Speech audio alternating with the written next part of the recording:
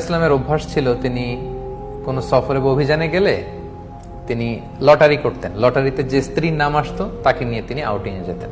তো আম্মা জান আয়েশা বলেন, এই সফরে আমার নাম এসেছিল, ফলে আমি ওনার সাথে সফর সঙ্গে ছিলাম। এবং ওনার জন্য একটা স্পেশাল উট ছিল, উটের হাওদাজ, মানে আমাদের দেশের পালকির মতো, এটার ভেতরে তিনি বসতেন এবং পর্দা নামিয়ে দেয়া হতো, কারণ সূরা নূর, সূরা আহজাবের পরে নাজিল হয়েছে, অর্থাৎ ইতিমধ্যে পর্দার বিধান ফরজ হয়েছে। ফলে আম্মা জান আয়েশা রাদিয়াল্লাহু তাআলা আনহা যে পালকি বা হাওদাজে বসতেন, দুই দিকে পর্দা নামানো ছিল। তো তিনি বর্ণনা করছেন যে আমাদের যখন ব্রেক দেয়া হলো, আমি নামলাম, আমি একটু প্রকৃতির ডাকে সাড়া দিতে দূরে গেলাম, দিয়ে যখন ফিরছি হঠাৎ আমি গলায় হাত দিয়ে দেখি আমার গলার হার নেই, মানে গলার লকেটটা মিসিং। তো আমি আমার গলার হার খুঁজতে খুঁজতে আবার যেখানে গিয়েছিলাম প্রাকৃতিক ডাকে সাড়া দিতে, ওখানে গেলাম। খুঁজতে খুঁজতে খুঁজতে খুঁজতে আলহামদুলিল্লাহ আমি পেলাম, পেয়ে গলায় এটা পরে আমি ফিরে আসলাম। এসে দেখি কাফেলার কেউ নেই। এখানে ঘটনা যেটা ঘটেছে, আম্মা জান আয়েশা তখন খুবই মানে পাতলা গড়নের একজন নারী ছিলেন, হালকা পাতলা। ফলে উনি পালকিতে উঠলেও যে ওজন, না উঠলেও খুব বেশি পার্থক্য হতো না। ফলে পালকির যেহেতু পর্দা নামানো ছিল, যে সাহাবারা এই পালকি বা হাওদাজ ওটের উপরে রাখবে, তারা ভাবছে ভিতরে হয়তো আম্মা জান আয়েশা বসে আছেন। সুবহানাল্লাহ। তারা এই পালকি বা হাওদাজ নিয়ে ওটের উপর বেঁধে দিয়েছে, পুরো কাফেলা রওনা হয়েছে মদিনার দিকে। এখন আম্মা জান আয়েশা রাদিয়াল্লাহু তাআলা আনহা তিনি এসে দেখে, ইন্না লিল্লাহি, এখানে তো কেউ নাই, সবাই তো চলে গেছে। তো আম্মা জান আয়েশা খুবই বুদ্ধিমতী এবং সাহসী নারী ছিলেন। তিনি ভাবলেন যে আমাকে না পেয়ে রাসূল সাল্লাল্লাহু আলাইহি ওয়াসাল্লাম ঠিকই লোক পাঠাবেন নেয়ার জন্য, এক কাজ করি, আমি চাদর মুড়ি দিয়ে শুয়ে থাকি। যে চিন্তা সেই কাজ। আম্মা জান আয়েশা রাদিয়াল্লাহু তাআলা আনহা তিনি চাদর গায়ে দিয়ে শুয়ে পড়লেন। আর রাসূল সাল্লাল্লাহু আলাইহি ওয়াসাল্লাম একজন সাহাবাকে অ্যাসাইন করেছিলেন, তার নাম হচ্ছে সফওয়ান ইবনু মুআত্তাল রাদিয়াল্লাহু তাআলা আনহু। ওনাকে রাসূল সাল্লাল্লাহু আলাইহি ওয়াসাল্লাম দায়িত্ব দিয়েছিলেন যে কাফেলা যখন ছুটবে তখন তুমি যে দেখবে যে ওই জায়গায় কারো কোনো জরুরি জিনিসপত্র হারিয়ে গেল কিনা, কেউ রয়ে গেল কিনা, বর্তমান সময়ে যেটাকে আমরা লস্ট অ্যান্ড ফাউন্ড বলি। তো কাফেলায় লস্ট অ্যান্ড ফাউন্ডের দায়িত্বে ছিলেন সফওয়ান ইবনে মুআত্তাল রাদিয়াল্লাহু তাআলা আনহু। তো তিনি দায়িত্ব পালনের জন্য সবাই যখন চলে গেল, ঘুরে ঘুরে দেখছেন কিছু পড়ে রইল কিনা, কারো কিছু মিসিং কিনা। হঠাৎ তিনি মরুভূমির মাঝে দেখেন যে কালো কাপড়ে জড়ানো শুয়ে থাকা এক নারী। কাছে আসলেন, ফজরের সময় হয়ে গিয়েছে। আম্মা জান আয়েশা তিনি ওঠার পরেই আম্মা জান আয়েশা রাদিয়াল্লাহু তাআলা আনহার চেহারা দেখে চিনে ফেললেন, কারণ পর্দার আয়াত নাজিল হওয়ার আগে আম্মা জান আয়েশা রাদিয়াল্লাহু তাআলা আনহার চেহারা তিনি দেখেছিলেন একবার। এই মরুপ্রান্তরে আম্মা জান আয়েশাকে একা পড়ে থাকতে দেখে তিনি ইন্না লিল্লাহি ওয়া ইন্না ইলাইহি রাজিউন, ইন্না লিল্লাহি ওয়া ইন্না ইলাইহি রাজিউন এরকম আওয়াজ করে পড়তে লাগলেন। আম্মা জান আয়েশাও তিনি চেহারা ঢেকে ফেললেন। তখন সফওয়ান ইবনে মুআত্তাল বুঝতে পেরেছেন যে তিনি কাফেলার সাথে যেতে পারেননি। তিনি ইন্না লিল্লাহ ছাড়া আর কিছুই পড়েননি, তাদের মধ্যে কোনো কনভারসেশন হয়নি। সফওয়ান ইবনে মুআত্তাল রাদিয়াল্লাহু তাআলা আনহু ওনার নিজের উটটাকে আম্মা জান আয়েশার সামনে বসালেন। আম্মা জান আয়েশা উটে বসলেন।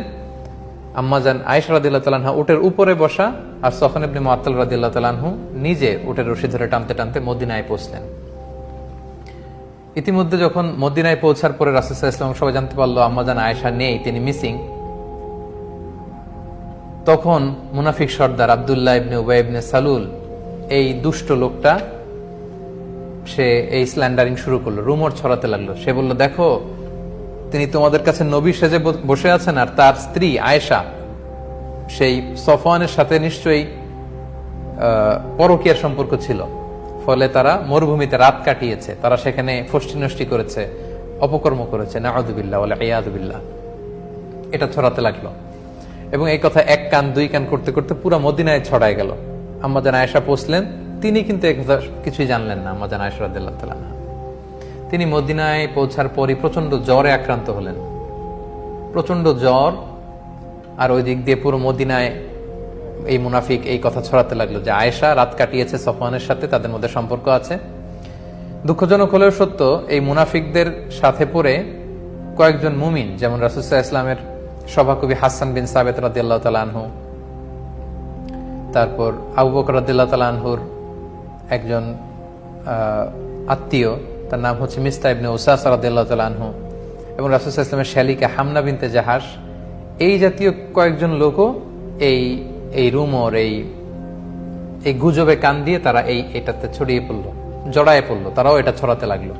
পুরো মদিনা সমাজের ভেতরে মানে একটা গুরুগম্ভীর অবস্থা। সবার মধ্যে শুধু কানাঘুষা কানাঘুষা কানাঘুষা। তো মজার ব্যাপার, আম্মাজান আয়েশা রাদিয়াল্লাহু তাআলা এগুলো কিছুই জানতেন না। তিনি আল্লাহ আল্লাহ নারী, বাসায় এসে জ্বরে আক্রান্ত, চিকিৎসা নিচ্ছেন, আল্লাহর কাছে দোয়া করতেছেন, তিনি এগুলো কিছুই জানেন না। কিন্তু আম্মাজান আয়েশা এটা টের পেলেন যে রাসূল সাল্লাল্লাহু আলাইহি ওয়াসাল্লাম আগে যে ভালোবাসা দেখাতেন, এই ভালোবাসার এখন দেখান না। শুধু ঘরে আসলে সালাম দেন, কেমন আছো জিজ্ঞেস করেন, এতটুকুই। তিনি একদিন বললেন, ইয়া রাসূলুল্লাহ, আমি অসুস্থ, আমি আমার বাপের বাড়িতে যাব। রাসূল বললেন, যাও। তিনি গেলেন। তখনও জানেন না। বাপের বাড়িতে একদিন নারীদের সাথে করে তিনি মরুভূমিতে প্রাকৃতিক ডাকে সাড়া দিতে যাবেন। তখন একজন তাকে বলল যে, আয়েশা, তোমার নামে তো মদিনার সোসাইটিতে এই কথা ছড়াচ্ছে। ওই প্রথম আম্মাজান আয়েশা রাদিয়াল্লাহু তাআলা আনহা শুনে তিনি আকাশ থেকে যেন পড়লেন। তিনি যতটুকু অসুস্থ ছিলেন এটা শুনে মানসিকভাবে আরো অসুস্থ হয়ে পড়লেন। তিনি বলেন যে কাঁদতে কাঁদতে যেন আমার চোখের পানি শেষ হয়ে গেল, যে আমাকে নিয়ে সমাজে এত বাজে কথা হচ্ছে। ঘরে ফিরে আসলেন, আর রাসূল সাল্লাল্লাহু আলাইহি ওয়াসাল্লাম খুব বিব্রতকর পরিস্থিতিতে পড়লেন। কারণ ওনার স্ত্রী, উনি একজন নবী, নবীর স্ত্রীর ব্যাপারে, আমাদের আম্মাজান আয়েশা রাদিয়াল্লাহু তাআলা আনহার ব্যাপারে এমন কথা ছড়াচ্ছে, আর আল্লাহ তাআলাও কিছু জানাচ্ছেন না। রাসূল সাল্লাল্লাহু আলাইহি ওয়াসাল্লাম জনে জন জিজ্ঞেস করলেন যে, আলী, তুমি কি মনে করো, আয়েশা কি এটা করবে? আলী রাদিয়াল্লাহু বলেন, আমি তো ওনাকে ভালোই জানি, তবে এত চিন্তিত হওয়ার কারণ নেই রাসূলুল্লাহ, প্রয়োজনে আপনি আরেকটা বিয়ে করবেন। আয়েশা রাদিয়াল্লাহু তাআলা আনহার দাসীকে জিজ্ঞেস করলেন, তুমি আয়েশাকে কেমন দেখেছো, সে কি এই কাজ করবে? সে বলল, আয়েশাকে তো আমি ভালো ছাড়া কোন খারাপ জিনিস দেখিনি রাসূলুল্লাহ তার মধ্যে। তবে মাঝে মাঝে আটার খামির বানাতে দিলে দেখতাম যে আয়েশা ঘুমিয়ে পড়েছে, বিড়াল এসে খামির খেয়ে ফেলেছে, এতটুকু দোষই আমি পাই, এর চেয়ে কোনো দোষ তো পাই না।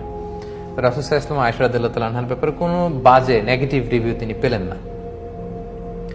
রাসূল সাল্লাল্লাহু আলাইহি ওয়াসাল্লাম যখন দেখলেন যে 1 মাস হয়ে গেল মদিনাতে কানাঘুষা, কোনো আয়াত নাজিল হচ্ছে না, আর আব্দুল্লাহ ইবনে উবাই ইবনে সালুল একটা সুযোগও পেয়ে গিয়েছে, তিনি আবু বকর রাদিয়াল্লাহু তাআলা আনহুর ঘরে গেলেন এবং যে আয়েশাকে ডেকে বললেন, আয়েশা, তুমি যদি সত্যিই কোনো পাপ করে থাকো আল্লাহর কাছে ক্ষমা চাও, আল্লাহ তো ক্ষমাশীল। আম্মাজান আয়েশা এই কথা শুনে আরো কষ্ট পেলেন। তিনি রাসূল সাল্লাল্লাহু আলাইহি ওয়াসাল্লামের প্রশ্নের উত্তর দিলেন না। বললেন, বাবা, আপনি উত্তর দিন আমার পক্ষ থেকে। মাকে বললেন যে, মা, আপনি বলেন। তারা বলল যে, আমরা কি বলবো রাসূল সাল্লাল্লাহু আলাইহি ওয়াসাল্লামকে? তখন আম্মাজান আয়েশা বলেন যে, আমি যে পুত পবিত্রা নারী, আমি যে কোনো পাপ কাজ করিনি, এটা পৃথিবীর কেউ না জানলেও আমার আল্লাহ জানে। আল্লাহ তাআলা নিশ্চয়ই আমার পবিত্রতা ঘোষণা করবেন। কিছুক্ষণ পর রাসূল সাল্লাল্লাহু আলাইহি ওয়াসাল্লাম একটু গম্ভীর হয়ে বসেছিলেন।